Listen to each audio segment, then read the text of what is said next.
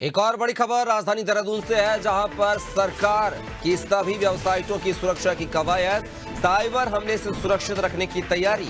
Cyber को लेकर जो है सरकार अलर्ट है। सरकार की सभी वेबसाइट हुई थी हैक, सुरक्षा को ध्यान में रखते हुए व्यवस्थाओं को किया बेहतर। तो ये बड़ी खबर आपको बता रहे हैं, जहां पर साइबर अटैकर जो है वो लगातार आम आदमी से लेकर सरकार की वेबसाइटों पर जो हैक करने में लगी हुई है। और उत्तराखंड की कुछ वेबसाइटें हैक हुई थी, इसको लेकर सरकार ने अब सुरक्षा को लेकर कवायद शुरू कर दी है।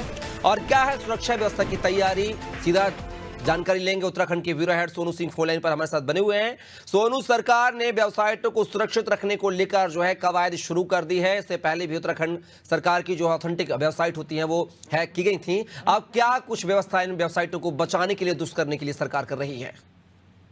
देखिए कपिल, कुछ समय पहले जब साइबर हमला हुआ था उत्तराखंड सरकार की 100 से ज्यादा वेबसाइट्स पर और ऐप पर, उस वक्त ये बड़ी चुनौती सिस्टम के लिए बन गई थी। और तब से ही सिस्टम ने संकल्प लिया कि कैसे इनसे सुरक्षा प्रदान कराई जा सकती है। तो उत्तराखंड में जो साइबर हमला हुआ था, उस हमले में, सबसे बड़े साइबर हमले में के बाद जो है आईटी विभाग ने अब सुरक्षात्मक पुख्ता इंतजाम करने शुरू कर दिए हैं।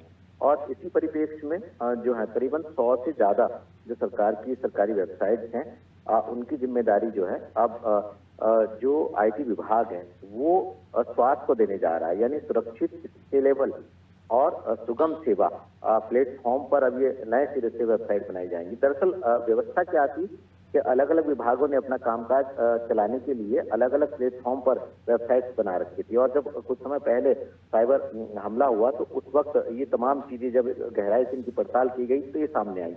और अब ये इनको कैसे सुरक्षा प्रदान कराई जा सकती है, किस तरह से जो सरकारी डेटा है उसको सुरक्षा प्रदान कराई जा सकती है, कैसे उसको सुरक्षित रखा जा सकता है और कैसे कामकाज जो है वो सुरक्षित किया जा सकता है। तो इसी को ध्यान में रखते हुए आईटी विभाग जो है वो स्वास्थ्य के साथ काम करेगा और नए सिरे से इन वेबसाइटों का जो विभाग की है, ताकि इनका डेटा जो है वो लीक ना हो या चोरी ना कर सके कोई हैकर, या हैक ना कर सके, इसको ध्यान में रखते हुए तैयार किया जाएगा। और इसी को ध्यान में रखते हुए व्यवस्था की जा रही है। उम्मीद ये की जा रही है कि सरकार का जो महत्वपूर्ण डेटा है वो चोरी नहीं हो पाएगा और उसको जो है हैकर किसी भी तरह से हैक नहीं कर पाए। इसी को ध्यान में रखते इस नई व्यवस्था को अस्तित्व में लाने की कोशिश की जा रही है। कपिल, चलिए सोनू, तमाम जानकारी को साझा करने के लिए बहुत बहुत शुक्रिया आपका। तो खबर देहरादून से थी, जहां पर सरकारी वेबसाइटों को सुरक्षा की कवायद जो है सरकार ने शुरू कर दी है।